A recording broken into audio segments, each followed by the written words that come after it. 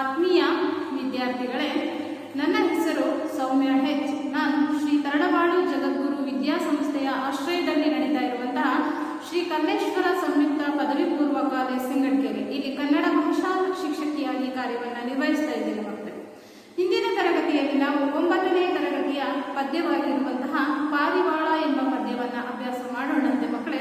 ಮೊದಲಿಗೆ ಪಾರಿವಾಳ ಪದ್ಯದ ಕರ್ತೃವಾಗಿರುವಂತಹ ಸೂರಂ ಹೆಗ್ಗುಂಡಿಯವರ ಪರಿಚಯವನ್ನು ನಾವು ಮಾಡಿಕೊಳ್ಳೋಣಂತೆ. ಮೊದಲಿಗೆ ಕವಿ ಪರಿಚಯ. ಸೂರಂ ಹೆಗ್ಗುಂಡಿ ಇವರ ಪೂರ್ಣ ಹೆಸರು ಸುಬ್ಬಣ್ಣ ರಂಗಣ್ಣ ಹೆಗ್ಗುಂಡಿ ಅಂತೇಳಿ. ಹಾಗಾದ್ರೆ ಮಕ್ಕಳೇ, ಸೂರಂ ಹೆಗ್ಗುಂಡಿಯವರ ಪೂರ್ಣ ಹೆಸರೇನು? ಸುಬ್ಬಣ್ಣ ರಂಗಣ್ಣ ಹೆಗ್ಗುಂಡಿ ಅಂತೇಳಿ. ಇವರು ಹುಟ್ಟಿದ್ದು 1923ರಂದು ಹಾವೇರಿ ಜಿಲ್ಲೆಯ ರಾಣೆಬೆನ್ನೂರಿನಲ್ಲಿ.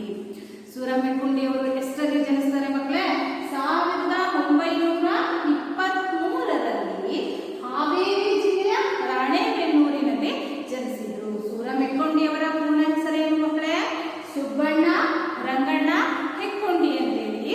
ಶ್ರೀಯುತರು 1923ರಲ್ಲಿ ಹಾವೇರಿ ಜಿಲ್ಲೆಯ ರಾಣೆಬೆನ್ನೂರಿನಲ್ಲಿ ಜನಿಸಿದರು. 1944ರಲ್ಲಿ BA ಪದವಿಯನ್ನು ಪಡೆದಂತ ಹೆಗ್ಗುಂಡಿಯವರು ಉತ್ತರ ಕನ್ನಡ ಜಿಲ್ಲೆಯ ಬಂಕಿಕೋಡ್ಲದಲ್ಲಿ ಪ್ರೌಢಶಾಲಾ ಅಧ್ಯಾಪಕರಾಗಿ ಇವರು ತಮ್ಮ ವೃತ್ತಿ ಜೀವನವನ್ನ ಆರಂಭಿಸಿದ್ದಾರೆ. ಸುಮಾರು 35 ವರ್ಷಗಳ ಸೇವೆಯ ನಂತರ ಅಲ್ಲಿಯೇ ಮುಖ್ಯೋಪಾಧ್ಯಾಯರಾಗಿ ಇವರು ನಿವೃತ್ತಿಯನ್ನು ಕೂಡ ಹೊಂದಿದರು. ಇವರ ಪ್ರಮುಖ ಕೃತಿಗಳು ಯಾವ್ಯಾವು? ಶ್ರೀಯುತರು ಕನ್ನಡ ಸಾಹಿತ್ಯ ಲೋಕಕ್ಕೆ ನೀಡಿದಂತ ಸಾಹಿತ್ಯ ಕೊಡುಗೆ ಏನು ನೋಡೋಣಂತೆ ಮಕ್ಕಳೇ.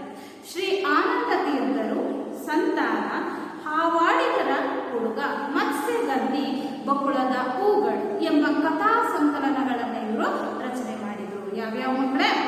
ಮುಖ್ಯವಾಗಿ ಶ್ರೀ ಆನಂದ ತೀರ್ಥರು ಸಂತಾನ, ಹಾವಾಡಿಗರ ಹುಡುಗ, ಮತ್ಸ್ಯಗಂಧಿ, ಬಕುಳದ ಹೂಗಳು ಎಂಬ ಕವನ ಸಂಕಲನಗಳ ರಚನೆಯನ್ನ ಮಾಡಿದರೆ, ನೆರಳು ಎಂಬ ಕಥಾ ಸಂಕಲನವನ್ನ ಇವರು ರಚನೆ ಮಾಡಿದ್ದಾರೆ. ಅದ್ರ ಜೊತೆಗೆ ಪ್ರತಿಬಿಂಬ ಎಂಬ ಕಾದಂಬರಿಯನ್ನು ಕೂಡ ಇವರು ರಚಿಸಿದ್ದಾರೆ ಮಕ್ಕಳೇ. ಹಾಗಾದರೆ ಶ್ರೀಯುತರು ರಚಿಸಿರುವ ಪ್ರಮುಖ ಕೃತಿಗಳು ಯಾವ್ಯಾವು? ಇವರು ರಚಿಸಿರುವ ಪ್ರಮುಖ ಕವನ ಸಂಕಲನಗಳು ಯಾವ್ಯಾವ ಅಂತಂದ್ರೆ, ಶ್ರೀ ಆನಂದ ತೀರ್ಥರು ಸಂತಾನ, ಹಾವಾಡಿಗರ ಹುಡುಗ, ಮತ್ಸ್ಯಗಂಧಿ, ಬಕುಳದ ಹೂಗಳು ಎಂಬ ಕವನ ಸಂಕಲನಗಳನ್ನು ಇವರು ರಚಿಸಿದ್ದಾರೆ. ನೆರಳು ಎಂಬ ಕಥಾ ಸಂಕಲನವನ್ನ ಇವರು ರಚನೆ ಮಾಡಿದ್ರು. ಜೊತೆಗೆ ಪ್ರತಿಬಿಂಬ ಎಂಬ ಕಾದಂಬರಿಯನ್ನು ಕೂಡ ಇವರು ರಚನೆ ಮಾಡಿದ್ದಾರೆ ಮಕ್ಕಳೇ. ಇವರು ಕನ್ನಡ ಸಾಹಿತ್ಯ ಲೋಕಕ್ಕೆ ನೀಡಿದ ಕೊಡುಗೆಯನ್ನ ಮನಗಂಡು ಇವರಿಗೆ ಹಲವು ಪ್ರಶಸ್ತಿ ಪುರಸ್ಕಾರಗಳು ಇವರನ್ನ ಹರಸಿ ಬಂದಿದ್ದಾವೆ ಮಕ್ಕಳೇ. ಅದರಲ್ಲಿ ಪ್ರಮುಖವಾಗಿ ಸೋವಿಯತ್ ಲ್ಯಾಂಡ್ ನೆಹರು ಪ್ರಶಸ್ತಿ, ಕರ್ನಾಟಕ ಸಾಹಿತ್ಯ ಅಕಾಡೆಮಿ ಪ್ರಶಸ್ತಿ, ಕೇಂದ್ರ ಸಾಹಿತ್ಯ ಅಕಾಡೆಮಿ ಪ್ರಶಸ್ತಿಗಳು ಇವರಿಗೆ ದೊರೆತಿದ್ದಾರೆ. ಇಷ್ಟೆಲ್ಲ ಸಾಹಿತ್ಯ ಸೇವೆಯನ್ನ ಸಲ್ಲಿಸಿದಂತ ಶ್ರೀಯುತರು 1995ರಲ್ಲಿ ಮರಣವನ್ನ ಹೊಂದಿದ್ರು. ಅಂದ್ರೆ ಇಹಲೋಕವನ್ನ ತ್ಯಜಿಸಿದ್ರು. ಅರ್ಥ ಆಯ್ತಾ ಮಕ್ಕಳ ಕವಿ ಪರಿಚಯ? ಇನ್ನೊಮ್ಮೆ ಹೇಳ್ತೀನಿ ಕೇಳಿ. ಪಾರಿವಾಳ ಪದ್ಯದ ಕರ್ತೃ ಯಾರು? ಸೂರಂ ಹೆಗ್ಗುಂಡಿಯವರು. ಸೂರಂ ಹೆಗ್ಗುಂಡಿಯವರ ಪೂರ್ಣ ಹೆಸರು ಸುಬ್ಬಣ್ಣ ರಂಗಣ್ಣ ಹೆಗ್ಗುಂಡಿ ಅಂತೇಳಿ. ಇವರು ಹುಟ್ಟಿದ್ದು 1923ರಲ್ಲಿ ಹಾವೇರಿ ಜಿಲ್ಲೆಯ ರಾಣೆಬೆನ್ನೂರಿನಲ್ಲಿ ಮಕ್ಕಳೇ. ಇವರು ಸಾಹಿತ್ಯ ಕ್ಷೇತ್ರಕ್ಕೆ, ಅದರಲ್ಲೂ ಕನ್ನಡ ಸಾಹಿತ್ಯ ಕ್ಷೇತ್ರಕ್ಕೆ ಅಪಾರವಾದ ಕೊಡುಗೆಯನ್ನ ನೀಡಿದ್ದಾರೆ ಮಕ್ಕಳೇ. ಇವರು ಮುಖ್ಯವಾಗಿ ಆನಂದ ತೀರ್ಥರು ಸಂತಾನ, ಹಾವಾಡಿಗರ ಹುಡುಗ, ಮತ್ಸ್ಯಗಂಧಿ, ಬಕುಳದ ಹೂಗಳು ಎಂಬ ಕವನ ಸಂಕಲನಗಳನ್ನು ರಚಿಸಿದ್ರು. ಜೊತೆಗೆ ನೆರಳು ಎಂಬ ಕಥಾ ಸಂಕಲನವನ್ನು ಕೂಡ ಇವರು ರಚನೆ ಮಾಡಿದ್ದಾರೆ. ಅದ್ರ ಜೊತೆಗೆ ಪ್ರತಿಬಿಂಬ ಎಂಬ ಕಾದಂಬರಿಯನ್ನು ಕೂಡ ಇವರು ರಚಿಸಿದ್ದಾರೆ ಮಕ್ಕಳೇ. ಇವರು ಸಾಹಿತ್ಯ ಸೇವೆಗೆ, ಸಾಹಿತ್ಯ ಕ್ಷೇತ್ರಕ್ಕೆ ಸಲ್ಲಿಸಿದ ಸೇವೆಯನ್ನ ಮನಗಂಡು ಇವರಿಗೆ ಸಾಹಿತ್ಯ ಕ್ಷೇತ್ರದ ಹಲವಾರು ಪ್ರಶಸ್ತಿ ಪುರಸ್ಕಾರಗಳು ಇವರಿಗೆ ದೊರೆತವು. ಅವುಗಳಲ್ಲಿ ಮುಖ್ಯವಾಗಿ ನಾವು ಹೇಳೋದಾದ್ರೆ ಸೋವಿಯತ್ ಲ್ಯಾಂಡ್ ನೆಹರು ಪ್ರಶಸ್ತಿ, ಕರ್ನಾಟಕ ಸಾಹಿತ್ಯ ಅಕಾಡೆಮಿ ಪ್ರಶಸ್ತಿ, ಕೇಂದ್ರ ಸಾಹಿತ್ಯ ಅಕಾಡೆಮಿ ಪ್ರಶಸ್ತಿಗಳು ಇವರಿಗೆ ದೊರೆತಿದ್ದಾವೆ ಮಕ್ಕಳೇ. ಇಷ್ಟೆಲ್ಲ ಸಾಹಿತ್ಯ ಸೇವೆಯನ್ನ ಸಲ್ಲಿಸಿದಂತ ಶ್ರೀಯುತರು 1995ರಲ್ಲಿ ಮರಣವನ್ನ ಹೊಂದಿದ್ರು. ಗೊತ್ತಾಯ್ತಾ ಮಕ್ಕಳೇ? ಪದ್ಯದ ಪಾರಿವಾಳ ಪದ್ಯದ ಲೇಖಕರಾದರೆ ಕರ್ತೃವಾಗಿರುವಂತಹ ಸೂರಂ ಎಕ್ಕೊಂದೇವರ ಪರಿಚಯ ನಿಮಗೆಲ್ಲ ಅರ್ಥ ಆಯ್ತು ಅಂತ ನಾನು ಭಾವಿಸ್ತೀನಿ ಮಕ್ಕಳೇ. ಹಾಗಾದ್ರೆ ಪದ್ಯದ ಆಶಯ ಭಾವ ಏನು ಅನ್ನೋದನ್ನು ನಾವೀಗ ತಿಳ್ಕೊಳ್ಳೋಣ ಮಕ್ಕಳೇ. ಪಾರಿವಾಳ ಎಂಬ ಕವನವು ಒಂದು ಕಥನ ಕವನವಾಗಿದೆ. ದಟ್ಟ ಕಾಡಿನ ಹಿಂಮರದಲ್ಲಿ ಇದ್ದ ಪಾರಿವಾಳಗಳ ಜೋಡಿಯು ಪರಸ್ಪರ ಹಗಲಿರಲಾರದೆ ತಮ್ಮ ಮರಿಗಳೊಡನೆ ಅವುಗಳ ಧ್ವನಿ ಕೇಳುತ್ತಾ ಆನಂದದಿಂದ ಬಾಳುತ್ತಿದ್ದವು. ಬೇಡನ್ನು ಹಾಕಿದ ಬಲೆಗೆ ಸಿಲುಕಿದ ಪುಟ್ಟ ಮರಿಗಳನ್ನು ಕಂಡ ತಂದೆ ತಾಯಿ ಪಾರಿವಾಳಗಳು ಹುಲ್ಲು ವಾತ್ಸಲ್ಯದ ಅವಿವೇಕದಿಂದ ತಾವು ಬಲೆಗೆ ಸಿಲುಕಿ ಬೇಡನ ಪಾಲಾದವು. ಮೋಹ ಎಂಬುದು ಸರ್ವನಾಶಕ್ಕೆ ಕಾರಣ. ವ್ಯಾಮೋಹ ತೊರೆದು ತಾಳ್ಮೆಯಿಂದ ಯೋಚಿಸಿ ಕಾರ್ಯ ಸಾಧನೆ ಮಾಡಬೇಕು ಎಂಬುದೇ ಈ ಕವನದ ಆಶಯವಾಗಿದೆ. ನೋಡಿ, ಇದು ಒಂದು ಮೂಲತಃ ಪಾರಿವಾಳ ಅನ್ನೋದು ಒಂದು ಕಥನ ಕವನ. ಯಾವುದೇ ಆಗಿರಲಿ, ಯಾವುದೇ ಸಂದರ್ಭದಲ್ಲಾಗಿರಲಿ, ನಾವು ಯಾವುದರ ಮೇಲೂ ಕೂಡ ವ್ಯಾಮೋಹವನ್ನ ಇಟ್ಕೊಳ್ಬಾರ್ದು. ಪ್ರೀತಿ ಇರಬೇಕು ನಿಜ, ಆದರೆ ಅದೇ ಅತಿಯಾದ ವ್ಯಾಮೋಹಕ್ಕೆ ನಾವು ಒಳಗಾಗಬಾರ್ದು. ಒಂದು ವೇಳೆ ನಾವೇನಾದರೂ ಅತಿಯಾದ ವ್ಯಾಮೋಹಕ್ಕೆ ಒಳಗಾಗಿದ್ದಾದ್ರೆ ನಮ್ಮ ಬುದ್ಧಿ ಏನಾಗತ್ತೆ, ವ್ಯಾಮೋಹಕ್ಕೆ ಒಳಗಾಗಿ ನಾವು ಆ ಕ್ಷಣ ಏನ್ ಮಾಡ್ತೀವಿ ಅನ್ನೋ ಅರಿವಿಗೆ ನಾವು ಬರುವುದಿಲ್ಲ. ಆ ಕ್ಷಣ ಎಲ್ಲವೂ ಕೂಡ ಸರ್ವನಾಶ ಆಗುತ್ತೆ. ಹಾಗಾಗಿ ಒಂದು ಕ್ಷಣ ನಾವು ತಾಳ್ಮೆಯಿಂದ ಆಲೋಚನೆ ಮಾಡಿದ್ವಿ ಆದ್ರೆ ಆ ಸಮಸ್ಯೆಯಿಂದ ನಾವು ಹೇಗೆ ಹೊರಬರಬಹುದು ಅನ್ನೋದನ್ನ ನಾವು ಸುಲಭವಾಗಿ ಕಂಡುಹಿಡಿಯಬಹುದು ಮಕ್ಕಳೇ. ಇಲ್ಲಿ ದಟ್ಟ ಕಾಡಿನಲ್ಲಿ ಒಂದು ಪಾರಿವಾಳದ ಒಂದು ಪುಟ್ಟ ಜೋಡಿ ಏನಿದೆ, ಅದು ತಮ್ಮ ಮರಿಗಳ ಜೊತೆಗೆ ಸಂತೋಷದಿಂದ ಜೀವನವನ್ನ ಮಾಡ್ತಾ ಇರುತ್ತೆ. ಆ ಸಮಯದಲ್ಲಿ ತಮ್ಮ ಮಕ್ಕಳ ಚಿಲಿಪಿಲಿ ನಾದವನ್ನ ಕೇಳುತ್ತಾ ಸುಖದಿಂದ ಜೀವನವನ್ನ ಮಾಡ್ತಾ ಇರುವಂತಹ ಸಂದರ್ಭದಲ್ಲಿ ಬೇಡನೊಬ್ಬನು ತನ್ನ ಬಲೆಯನ್ನ ಹಾಕ್ತಾನೆ, ಬೀಸ್ತಾನೆ. ಆ ಬಲೆಗೆ ಎರಡು ಪುಟ್ಟ ಮರಿ ಪಾರಿವಾಳಗಳೇನಾಗ್ತವೆ, ಬಲಿಯಾಗ್ತವೆ. ಅಂದ್ರೆ ಅದರೊಳಗೆ ಹೋಗಿ ಸಿಕ್ಕೊಳ್ಬಿಡ್ತವೆ. ಆದ್ರೆ ತಂದೆ ತಾಯಿ ಪಾರಿವಾಳಗಳು ಸ್ವಲ್ಪ ಆಲೋಚನೆಯನ್ನ ಮಾಡಿದ್ರೆ ಆ ಮರಿ ಪಾರಿವಾಳಗಳನ್ನ ಬಲೆಯಿಂದ ಬಿಡಿಸ್ಕೊಳ್ಬಹುದಿತ್ತು, ಏನೋ ಗೊತ್ತಿಲ್ಲ. ಆದ್ರೆ ಅವೇನ್ ಮಾಡಿದ್ವು, ಯಾವುದೇ ರೀತಿ ಆಲೋಚನೆಯನ್ನ ಮಾಡಲಿಲ್ಲ. ತನ್ನ ಮಕ್ಕಳ ಮೇಲಿನ ವ್ಯಾಮೋಹಕ್ಕೆ ಒಳಗಾಗಿ ತಾವು ಕೂಡ ಹೋಗಿ ಬಲೆಯೊಳಗೆ ಸಿಕ್ಕೊಂಡು ಏನಾಯ್ತು, ಅಲ್ಲಿಗೆ ಸರ್ವನಾಶವೇ ಆಗೋಯ್ತು ಅನ್ನುವ ಆಶಯವನ್ನ. ಅಂದ್ರೆ ಒಟ್ಟಾರೆಯಾಗಿ ಮನುಷ್ಯ ಯಾವುದೇ ವ್ಯಾಮೋಹಕ್ಕೆ ಒಳಗಾಗದೆ ಸ್ವಲ್ಪ ತಾಳ್ಮೆಯಿಂದ ಆಲೋಚನೆಯನ್ನ ಮಾಡಿದ್ರೆ ಸಮಸ್ಯೆಗೆ ಪರಿಹಾರ ಅನ್ನೋದು ಸಿಗತ್ತೆ ಅನ್ನೋ ಆಶಯವನ್ನು ಇಲ್ಲಿ ಕವಿ ವ್ಯಕ್ತಪಡಿಸ್ತಾರೆ ಮಕ್ಕಳೇ. ಪದ್ಯವನ್ನ ನೋಡ್ಕೊಳ್ಳಿ ಮಕ್ಕಳೇ ಎಲ್ಲರೂ. ದಟ್ಟ ಕಾಡಿನಲ್ಲೊಂದು ಹೆಮ್ಮರದ ಹೊದರಿನಲ್ಲಿ ಇರುತ್ತಿತ್ತು ಪುಟ್ಟ ಸಂಸಾರ ಕೂಡಿ ಮುದ್ದು ಬಿಳಿ ಪಾರಿವಾಳಗಳ ಜೋಡಿ. ಹಗಲಿರುಳು ಜೊತೆಗೂಡಿ ಬಾಳಿದವು ಈ ಜೋಡಿ. ಎಂದಿಗೂ ಹಗಲಿರುವು ಒಂದನ್ನೊಂದು ಹಿಗ್ಗು ತುಂಬಿತು ಹೊದರಿನಲ್ಲಿ ಬಂತು. ಇಟ್ಟ ಮೊಟ್ಟೆಯ ನುರಿದು ಇದ್ದು ದಿವುಗಳ ಪ್ರೀತಿ ಮುದ್ದು ಮರಿಗಳ ಮಧುರ ಸದ್ದು ಕೇಳಿ ದಿನ ಕಳೆದ ಆನಂದದೇ ಬಾಳಿ. ಬೇಡನೊಬ್ಬನು ಬಂದು ಬಲೆಯನ್ನು ಹರಡಿದನೊಮ್ಮೆ ಪುಟ್ಟ ಮರಿಗಳು ಹಾರಿ ಸಿಲುಕಿ ಸೆರೆಗೆ ಚಿತ್ಕರಿಸತೊಡಗಿದವು ಬರಲು ಹೊರಗೆ. ಕಂಡು ಪಾರಿವಾಳಗಳ ಪಾಡು ಕಾಯಿ ಧುಮುಕಿತು ಬಲೆಗೆ. ಹೆಂಡತಿಯ ನಗಲಿರದ ಗಂಡು ಹಕ್ಕಿ ಒಳಗೆ ಬಂದಿತು ಬಳಿಗೆ ಬಿತ್ತು ಬಿತ್ತು. ಕುರುಡು ವಾತ್ಸಲ್ಯದಿ ಕಳೆದುಕೊಂಡು ವಿವೇಕ ಬಲೆಗೆ ನುಗ್ಗಿದ ಪಾರಿವಾಳಗಳ ಹಿಂಡು ಹಸಿದ ಬೇಡನ್ನು ನಡೆದ ಹೊತ್ತುಕೊಂಡು. ಮೋಹ ಮುಸುಕಿದ ಬುದ್ಧಿ ಸರ್ವನಾಶದ ಸ್ಥಿತಿ. ವ್ಯಾಮೋಹವನ್ನು ತೊರೆದು ಬಾಳಬೇಕು, ಏನು ಬಂದರೂ ಕೂಡ ಕಾಣಬೇಕು. ನೋಡಿ ಮಕ್ಕಳೇ, ದಟ್ಟ ಕಾಡಿನ ಹೆಮ್ಮರದ ಹೊದರಿನಲ್ಲಿ ಇರುತ್ತಿತ್ತು ಪುಟ್ಟ ಸಂಸಾರ ಕೂಡಿ ಮುದ್ದು ಬಿಳಿ ಪಾರಿವಾಳಗಳ ಜೋಡಿ. ದಟ್ಟವಾದ ಕಾಡು, ದಟ್ಟವಾದ ಅರಣ್ಯ. ಆ ಅರಣ್ಯದ ಅಥವಾ ಆ ಕಾಡಿನ ಒಂದು ದೊಡ್ಡದಾದ ಹೆಮ್ಮರದ ಹೊದರಿ ಇದೆ ಅಥವಾ ಹೆಮ್ಮರದಲ್ಲಿ ಮುದ್ದು ಬಿಳಿ ಪಾರಿವಾಳಗಳೇನು ಮಾಡ್ಕೊಂಡಿದ್ದಾರಂತೆ, ಗೂಡನ್ನ ಕಟ್ಕೊಂಡು ಚಂದವಾಗಿ ಸುಖವಾಗಿ ಜೀವನವನ್ನ ಮಾಡ್ತಾ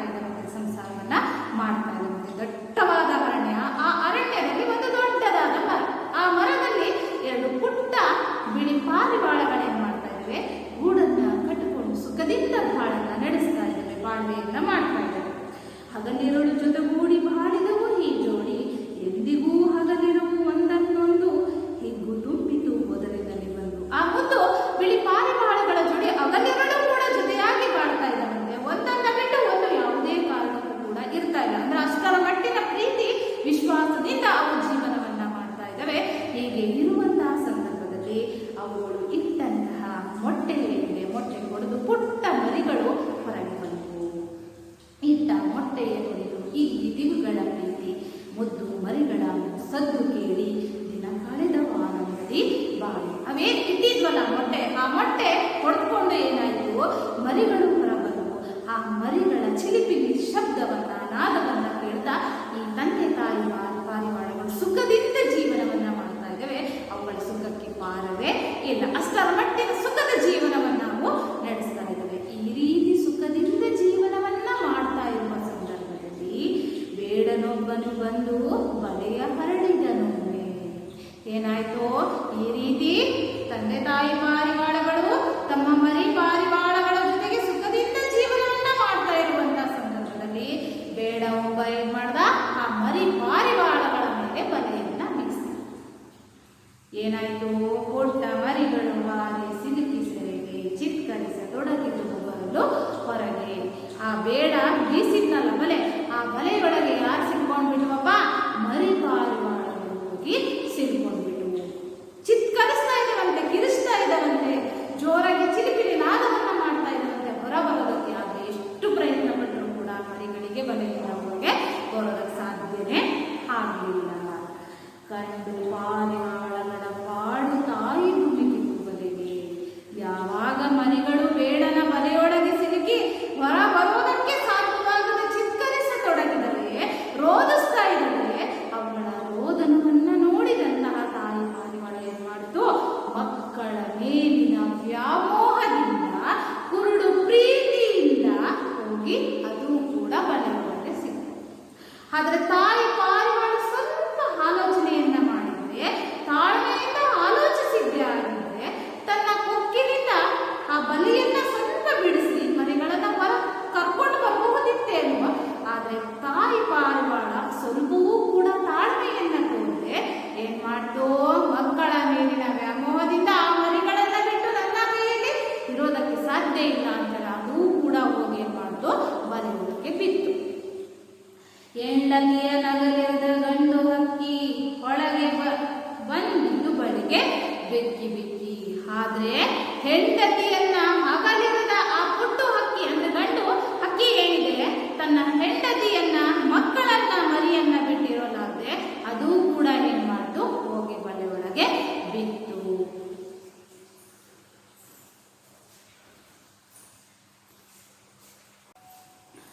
ಆದ್ರೆ ಸ್ವಲ್ಪ ಆಲೋಚನೆಯನ್ನ ಮಾಡಿದ್ದೆ ಆಗಿದ್ರೆ ಖಂಡಿತವಾಗಿಯೂ ಕೂಡ ಆ ಗಂಡು ಹಕ್ಕಿ ತನ್ನ ಹೆಂಡತಿ ಮತ್ತು ಏನು ಮರಿ ಪಾರಿವಾಳಗಳೇನಿವೆ ಅವುಗಳನ್ನ ಬಲೆಯಿಂದ ಬಿಡಿಸಬಹುದಿತ್ತೇನೋ.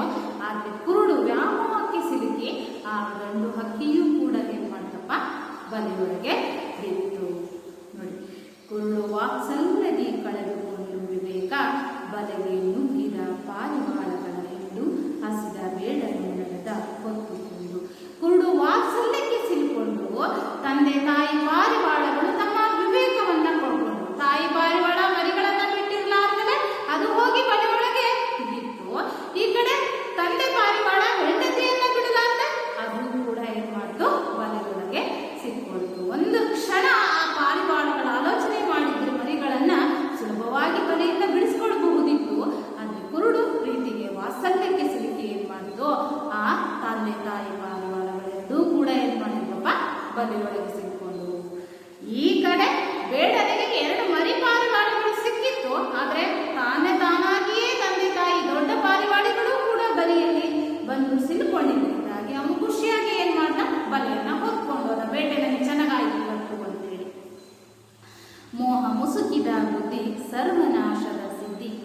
ವ್ಯಾಮೋಹವನ್ನು ತೊರೆದು ಬಾಳಬೇಕು, ಏನು ಬಂದರೂ ಕೂಡ ತಾಳಬೇಕು. ನೋಡಿ, ನಾವು ಜೀವನದಲ್ಲಿ ಮೋಹ ಮುಸುಕಿದ ಬುದ್ಧಿ, ನಾವು ತಂದೆ ತಾಯಿ ಆದವರು ಮಕ್ಕಳ ಮೇಲೆ ಅತಿಯಾದ ಪ್ರೀತಿಯನ್ನ ಇಟ್ಟಿದ್ದೆ ಆದ್ರೆ ಆ ಮಕ್ಕಳು ಏನೇ ತಪ್ಪು ಮಾಡಿದ್ರು ಕೂಡ ನಮಗೆ ಏನಾಗಿಲ್ಲ, ಸರಿಯಾಗಿ ಕಾಣುತ್ತೆ. ಆದ್ರೆ ನಾವ್ ಏನ್ ಮಾಡ್ಬೇಕು, ಮಕ್ಕಳ ಮೇಲೆ ಪ್ರೀತಿ ಇರಬೇಕು ನಿಜ, ಆದ್ರೆ ಅದು ಅತಿಯಾದ ವ್ಯಾಮೋಹ ಆಗ್ಬಾರ್ದು. ಹೌದಾ? ಅವರು ತಪ್ಪು ಮಾಡಿದಾಗ ಅವರನ್ನು ದಂಡಿಸುವಂತಹ ಕೆಲಸವನ್ನ ನಾವು ಮಾಡಬೇಕಾಗುತ್ತೆ ಮಕ್ಕಳ. ಅದನ್ನೇ ಕವಿ ಹೇಳದಿಲ್ಲಿ, ವ್ಯಾಮೋಹ ಮುಸುಕಿದ ಬುದ್ಧಿ ಸರ್ವನಾಶದ ಸಿದ್ಧಿ. ಯಾವುದೇ ವಿಷಯವನ್ನ ತಗೊಳ್ಳಿ,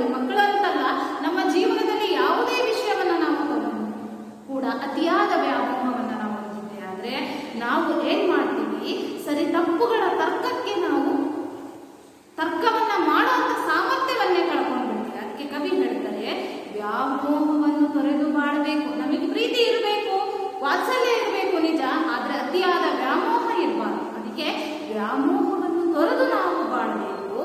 ಏನು ಬಂದರೂ ಕೂಡ ಏನ್ ಮಾಡ್ಬೇಕಂತೆ, ತಾಳ್ಬೇಕು. ಒಂದು ಕ್ಷಣ ತಾಯಿ ಮರಿಗಳನ್ನು ಸಿಲುಕಿದವೆ ಬಲೆಯೊಳಗೆ, ಕ್ಷಣ ತಾಳ್ಮೆಯಿಂದ ಆಲೋಚನೆ ಮಾಡಿದ್ದೆ ಆಗಿದ್ರೆ ಮರಿಗಳನ್ನ ಬಿಡಿಸಿಕೊಳ್ಳಬಹುದಿತ್ತು. ಈ ಕಡೆ ತಂದೆ ಪಾರಿವಾಳವೂ ಕೂಡ ಒಂದು ಕ್ಷಣ ತಾಳ್ಮೆಯಿಂದ ಆಲೋಚನೆ ಮಾಡಿ ಅವರನ್ನ ಬಿಡಿಸ್ಕೊಂಡು ಬಲೆಯಿಂದ ಹೊರ ಕರ್ಕೊಂಡು ಬರೋದು ಹೇಗೆ ಅಂತೇಳಿ ಯೋಚನೆ ಮಾಡಿದ್ರೆ ಯಾವುದೋ ದಾರಿ ಸಿಕ್ತಿತ್ತು. ಆದ್ರೆ ಏನ್ ಮಾಡ್ತು, ತಂದೆ ಪಾರಿವಾಳನೂ ಯೋಚನೆ ಮಾಡಲಿಲ್ಲ, ತಾಯಿ ಪಾರಿವಾಳನೂ ಯೋಚನೆ ಮಾಡಲಿಲ್ಲ. ಅವರು ಮಕ್ಕಳ ಮೇಲಿನ, ಹೆಂಡತಿಯ ಮೇಲಿನ ವ್ಯಾಮೋಹದಿಂದ ತಾವೇ ಹೋಗಿ ಬೇಡಗಳಿಗೆ ಬಿದ್ದುಬಿಟ್ರು. ಅದಕ್ಕೆ ಮೋಹ ಮುಸುಕಿದ ಬುದ್ಧಿ ಸರ್ವನಾಶದ ಸಿದ್ಧಿ. ಏನು ಬಂದರೂ ಕೂಡ ನಾವೇನ್ ಮಾಡಬೇಕಂದ್ರೆ ತಾಳ್ಮೆಯಿಂದ ಇರಬೇಕು, ವ್ಯಾಮೋಹವನ್ನು ಬಿಟ್ಟು ಬದುಕಬೇಕು. ತಾಳ್ಮೆಯಿಂದ ನಾವು ಎಲ್ಲವನ್ನೂ ಕೂಡ ಸಹಿಸುವ ಕೆಲಸವನ್ನ ಮಾಡಿದ್ದೆ ಆದರೆ ಖಂಡಿತ ನಾವು ಜೀವನದಲ್ಲಿ ಯಶಸ್ಸನ್ನು ಗಳಿಸುವುದಕ್ಕೆ ಸಾಧ್ಯ ಅಂತೇಳಿ ಸುಬ್ರಹ್ಮಣ್ಯ ಕುಂಡಿಯವರು ಪಾರಿವಾಳ ಪದ್ಯದ ಮೂಲಕ ನಮಗೆ ಸಂದೇಶವನ್ನು ಹೇಳುವ ಪ್ರಯತ್ನವನ್ನು ಮಾಡ್ತಾರೆ. ಅರ್ಥ ಆಯ್ತಾ ಮಕ್ಕಳೇ? ಇಂದಿನ ತರಗತಿಯಲ್ಲಿ ನಾವು ಪಾರಿವಾಳ ಪದ್ಯದ ಕರ್ತೃವಾಗಿರುವಂತಹ ಸುಬ್ರಹ್ಮಣ್ಯ ಕುಂಡಿಯವರ ಪರಿಚಯವನ್ನು ಮಾಡಿಕೊಂಡ್ವಿ. ಹಾಗೆ ಪದ್ಯದ ಆಶಯ ಭಾವ ಏನಿತ್ತು, ಪಾರಿವಾಳ ಪದ್ಯದ ಸಾರಾಂಶ ಏನು ಎಂಬೆಲ್ಲ ವಿಷಯಗಳನ್ನು ನಾವು ಇಂದಿನ ತರಗತಿಯಲ್ಲಿ ಅಭ್ಯಾಸ ಮಾಡಿದ್ದೀವಿ ಮಕ್ಕಳು. ಹಾಗಾದ್ರೆ ಇಂದಿನ ತರಗತಿಗೆ ಸಂಬಂಧಿಸಿದಂತೆ ನಾನು ಕೆಲವೊಂದು ಪ್ರಶ್ನೆಗಳನ್ನು ಕೊಡ್ತೀನಿ ಮಕ್ಕಳೇ. ಮನೆಯಲ್ಲಿ ಉತ್ತರ ಬರೀತೀರಿ ಅಲ್ವಾ? ಬರ್ಕೊಡಿ ಮಕ್ಕಳ ಪ್ರಶ್ನೆಗಳನ್ನು.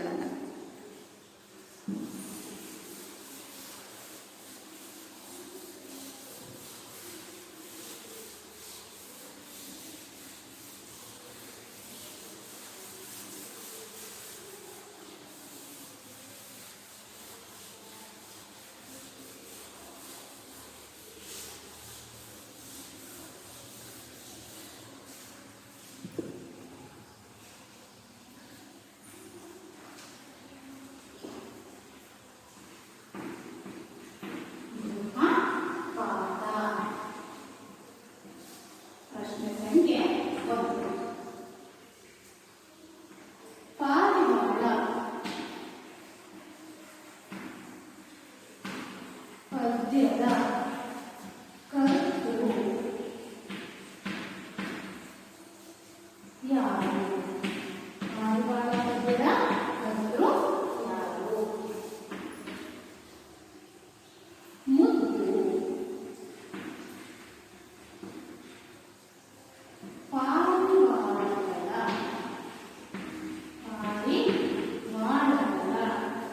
ಜೋಡಿ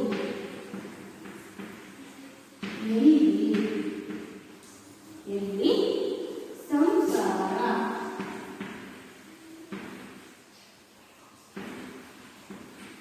ಕೂಡಿದ್ದರು.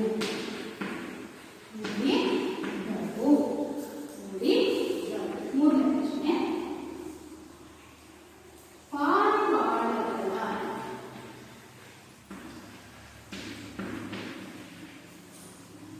ಆನಂದಕ್ಕೆ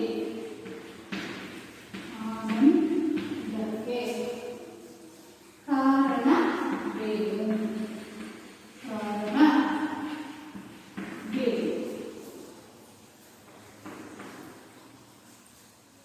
ಬೇಡನು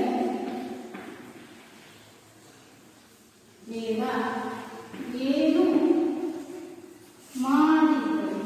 ಬೇಡ ಏನು ಮಾಡಿದರು? ಮಕ್ಕಳೇ, ಪಾಠದ ಪ್ರಶ್ನೆಗಳು. ಪ್ರಶ್ನೆ ಸಂಖ್ಯೆ 1, ಪಾರಿವಾಳ ಪದ್ಯದ ಕರ್ತೃ ಯಾರು? ಮುದ್ದು ಪಾರಿವಾಳಗಳ ಜೋಡಿ ಎಲ್ಲಿ ಸಂಸಾರ ಹೂಡಿದ್ದವು? ಮುದ್ದು ಪಾರಿವಾಳಗಳ ಜೋಡಿ ಎಲ್ಲಿ ಸಂಸಾರ ಹೂಡಿದ್ದವು? ಪಾರಿವಾಳಗಳ ಆನಂದಕ್ಕೆ ಕಾರಣ ಏನು? ಕಾರಣವೇನು? ಪಾರಿವಾಳಗಳ ಆನಂದಕ್ಕೆ ಕಾರಣವೇನು? ಬೇಡ ಏನು ಮಾಡಿದನು? ಬೇಡ ಏನು ಮಾಡಿದನು? ಅರ್ಥ ಆಯ್ತಲ್ವಾ ಮಕ್ಕಳೇ? ಈ ಪ್ರಶ್ನೆಗಳಿಗೆ ಉತ್ತರವನ್ನ ಬರೀತೀರಿ ಅಲ್ವಾ ಮಕ್ಕಳೇ? ಎಲ್ಲರಿಗೂ ಅರ್ಥ ಆಯ್ತಲ್ವಾ? ಧನ್ಯವಾದಗಳು.